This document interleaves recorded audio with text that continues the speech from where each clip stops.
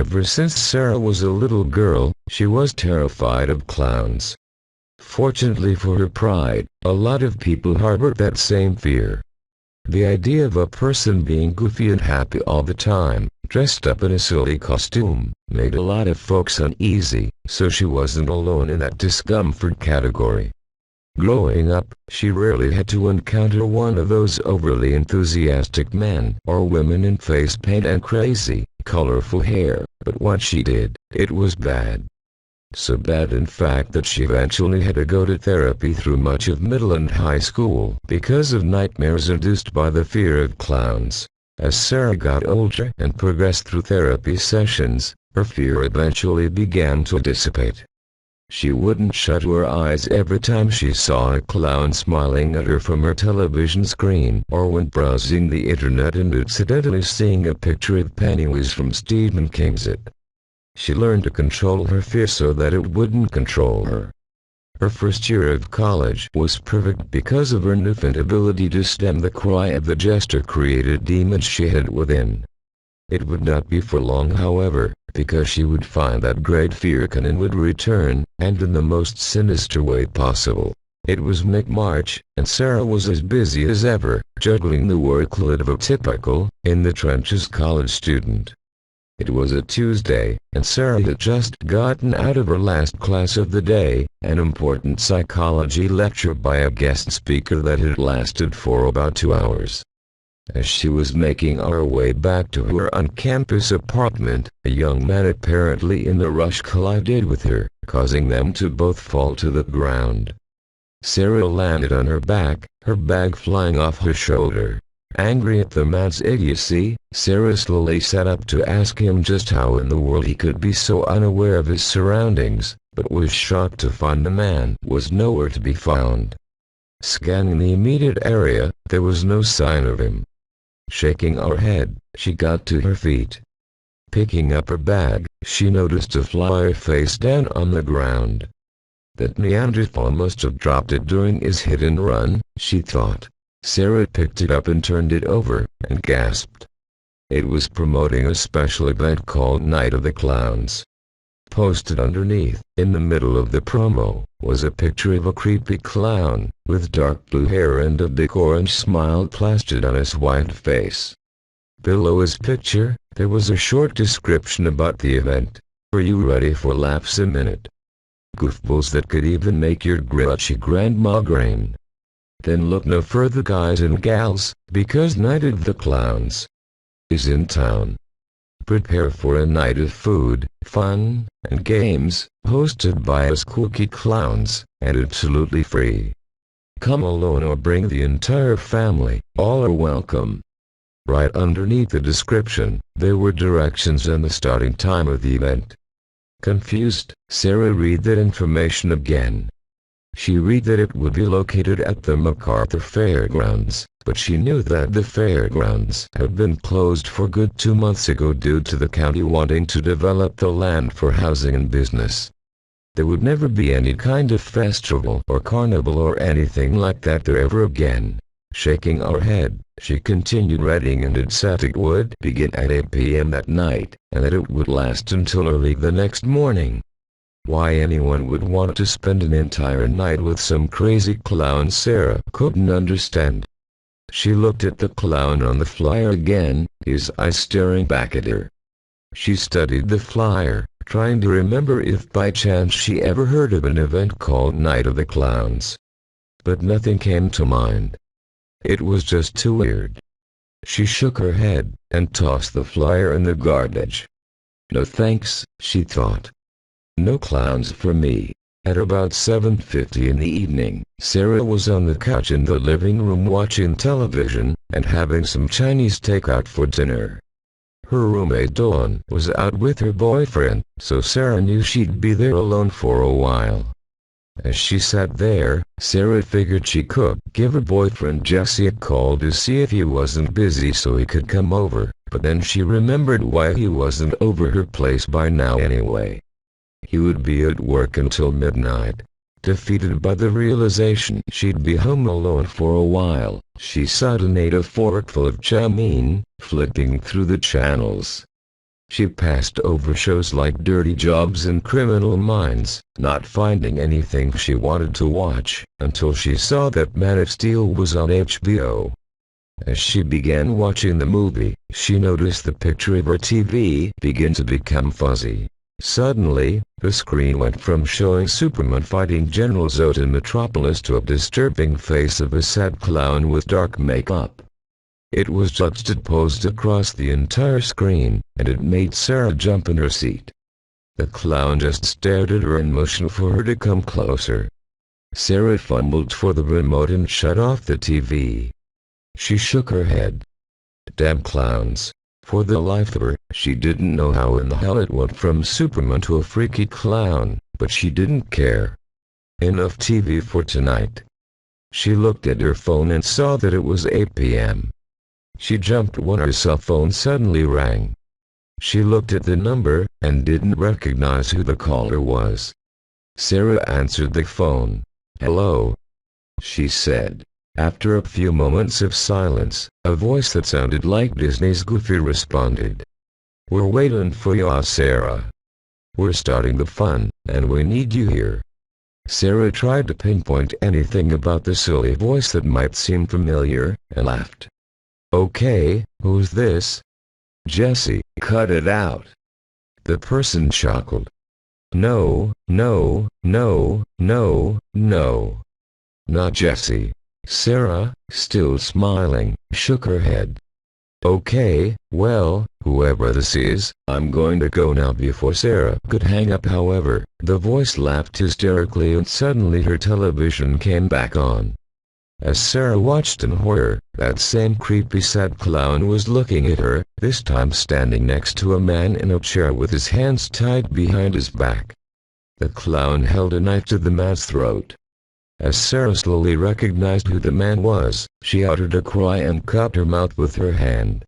"I wouldn't hang up just yet, Sarah.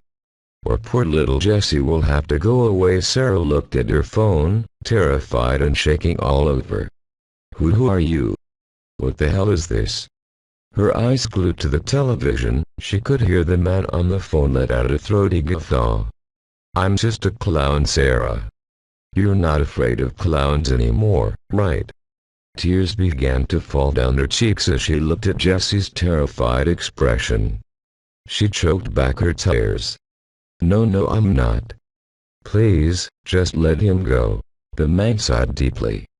"Of course, but you have to come here first. Come to the night of the clowns." "We're waiting, Sarah, we're waiting." The man hung up and the television went dark. Sarah sat there in shock, her phone still pressed firmly against her ear. She slowly lowered the phone and thought about calling the police. As she dialed 911, she realized that this wasn't a guy messing with her TV or some average Joe kidnapper. This was paranormal, something outside of the realm of logic entirely. She understood what she had to do to save her boyfriend. She had to go to the night of the clowns. Sarah drove as fast as she could to the MacArthur Fairgrounds outside of the city. The closer she drove to the area surrounding the fairgrounds, a thick, heavy fog enveloped her car. Before she knew it, she had arrived at the large, closed iron gate of the fairground entrance. She was shocked to see a grand marquee accompanied by a bubbly clown face greet her from above, bright strobe lights in different colors lighting up the night sky. She looked past the rusty bars of the iron gate and could see game booths and rides of all kinds. There was loud, carnival music booming into the air, and the distinct sound of children's laughter. What she didn't see, however, were people. Anywhere. It was as if the entire place was run by ghosts. Sarah slowly got out of her car, and almost immediately, the gate began to creak open. She cautiously approached the gate, looking around nervously. Suddenly, a group of clowns appeared before her, laughing and encouraging her to come inside. They wore an assortment of costumes, wearing different kinds of wigs and hats. There were male and female clowns, all flashing or painted, creepy grins. Sarah approached them, sweating with fear. "Okay, I'm here." "Where is he?" One clown wearing a top hat and carrying a funny-looking cane looked at the rest of the clown posse and giggled. He looked at Sarah and placed a hand on her shoulder. "We'll take you right to him, my dear. Then we could all have a splendid time." The clown wrapped an arm around her neck playfully, and all the other clowns giggled. Scared to say or do anything, Sarah allowed the clowns to lead her to Jessie. As she passed ride after ride, booth after booth, she noticed that more and more clowns surrounded her. She also noticed that their faces became more disturbing, their forms more monster-like, as they moved deeper into the twisted carnival. She saw clowns that were impossibly tall and slender reach out to her, smiling at her with stained, yellow teeth. She saw a clown hunched over like some type of animal, hissing at her, a tongue like a lizard's flicking in and out between her crimson lips. One clown she passed was wearing a crude, fleshy mask over his face, covered in blood. His red eyes seemed to shine like eerie Arabs of light.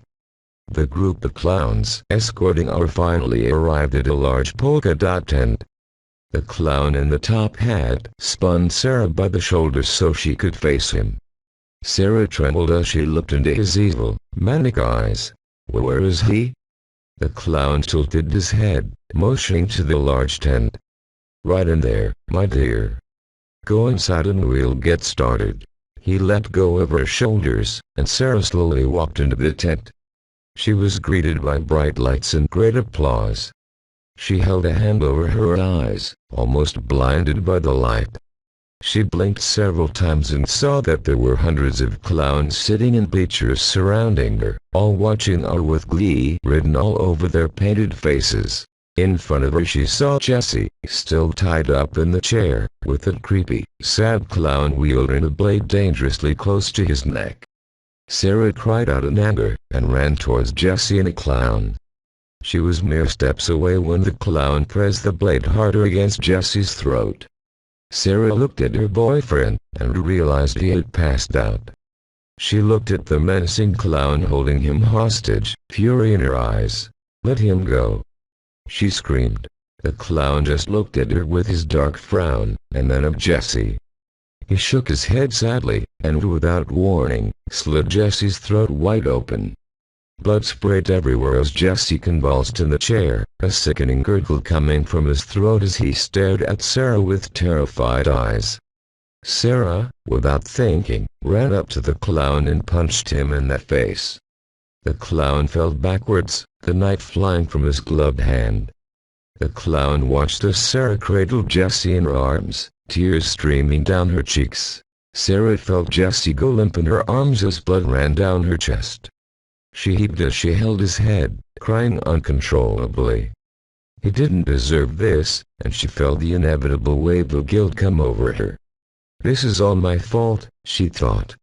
A disturbing cackle to her right caused her to snap her head up, and she could see the sad-faced clown was slowly getting up, smiling at her. Gently laying Jessie's head down, Sarah quickly got up and picked up the knife. Before he could utter a word, she pounced on him, tackling him to the ground. With the mentality of a deranged animal stricken with grief, she stabbed the sad clown in the chest over and over and over. The clown cried out in protest, telling her to stop, but it was to no avail. Sarah stabbed him as hard as she could, laughing as he choked up blood and his eyes rolled back in his head. Even after the clown's eyes closed, his death apparent, Sarah kept stabbing him. After a few minutes, she finally stopped and stood up, her shirt stained with his blood now. She looked at the crowd.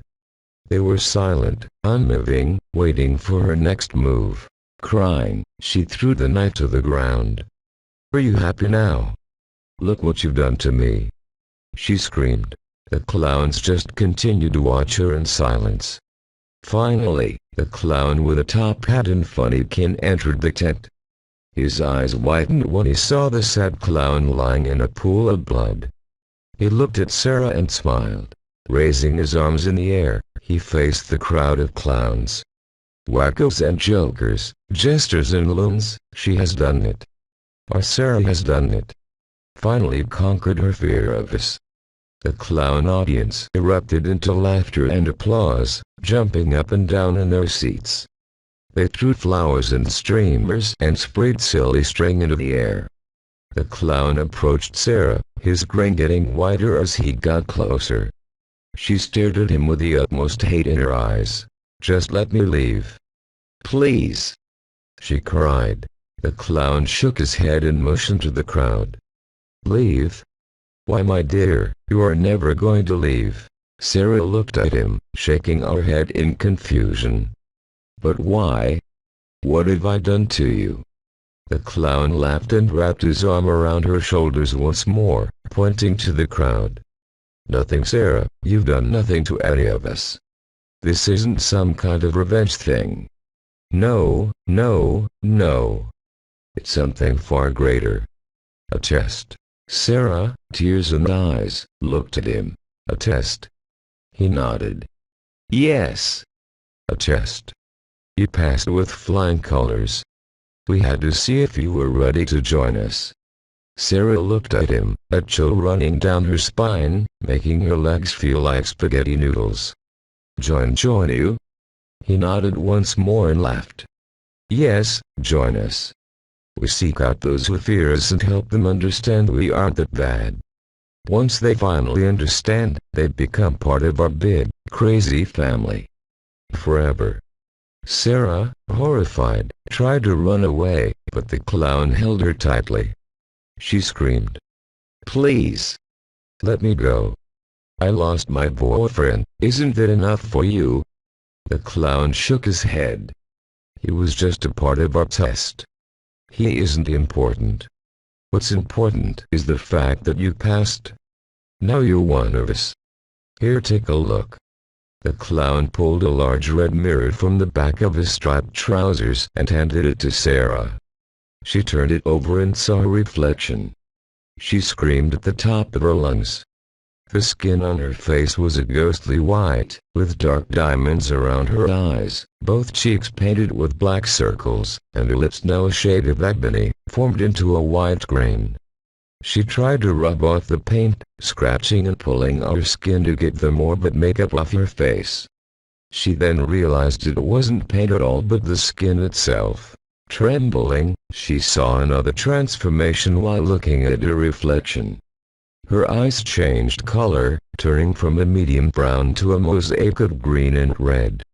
She felt a discomfort in her mouth, and felt round with her tongue. She opened her mouth, screaming once more. Her teeth had become canine-like, protruding from under her dark lips. Shaking, she almost collapsed in the clown's arms. He giggled and held her. She looked at him. What have you done to me?" she asked weakly. He gave her a remorseful look, and motioned to the crowd. "Nothing, dear Sarah. We just made you part of the family." The clown audience erupted into fits of laughter once more, and Sarah watched them. She studied their faces for the longest time before looking up at the clown holding her. They were demented but happy, she thought. Happy. The sound of their laughter soon became soothing, comforting in a strange way. Like a relaxing tune you listen to before you drift off to sleep. Slowly, a smile came to her face and she giggled. And then began laughing hysterically. Nothing else could be heard but the sound of the clown's laughter, floating up out of the tent and into the cold, dark night. Credit to Coulrophobia.